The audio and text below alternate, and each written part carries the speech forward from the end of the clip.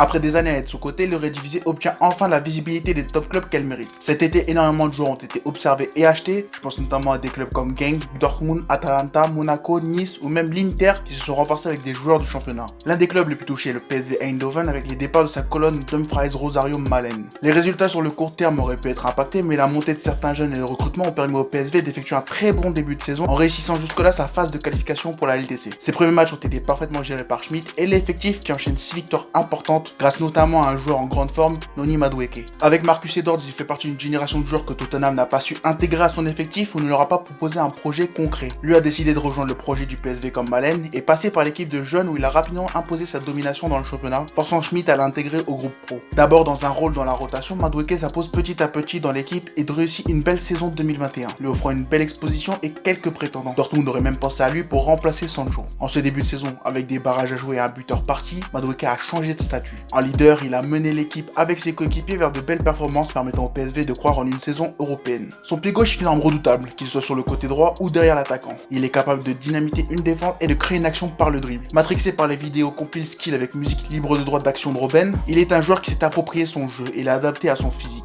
Techniquement, c'est du très haut niveau, ce qui fait de lui un des meilleurs dribbleurs de la ligue. Sa zone préférentielle est évidemment dans les 40 derniers mètres adverses, côté droit où il peut créer le danger. Si Malen aime recevoir dans sa course, lui aime recevoir dans les pieds pour démarrer sa course et percuter. Meloni sait utiliser ses qualités pour faire profiter ses coéquipiers, surtout lorsqu'il rentre dans l'axe grâce à une course où il crée un trou pour un coéquipier qu'il sert très souvent, montrant sa grande qualité de prise de décision. Un joueur de percussion, intelligent, rapide et qui sait être décisif. Il a tout de même des défauts, que ce soit son pied droit lors de tirs ou de passes précises, mais surtout lors de centres où il doit encore beaucoup progresser. Il est un joueur qui sait ses points faibles et peut les masquer ou les améliorer. Ces dernières années, il a beaucoup travaillé sa finition, un effort nettement visible au vu de ses stats l'année dernière. Son début de saison canon a aussi attiré pas mal de clubs, plus qu'au début du mercato. Pour faire simple, la PL se mène une guerre pour savoir qui aura les faveurs de l'anglais cet été. Mais le club peut aussi réfléchir, se dire que cette saison pourrait être compliquée si le départ de Madueke s'ajoute à ceux déjà partis, et décider de le garder une saison supplémentaire, en lui offrant un bon de sortie pour l'an prochain. C'est d'ailleurs ce que le club compte faire, à moins qu'une offre impossible à refuser ne vienne se poser sur la table. Cette saison, le club va devoir s'habituer à jouer sans Malen, Rosario, Dumfries et Yataren, dont le comportement est de plus en plus problématique. Des renforts sont arrivés, mais pas mal de jeunes devraient aussi avoir leur chance. Et qui sait, peut-être que Fodé Fofana aura sa chance cette saison avec Noni pour l'aider à s'intégrer dans le 4-2-2-2 de Schmidt.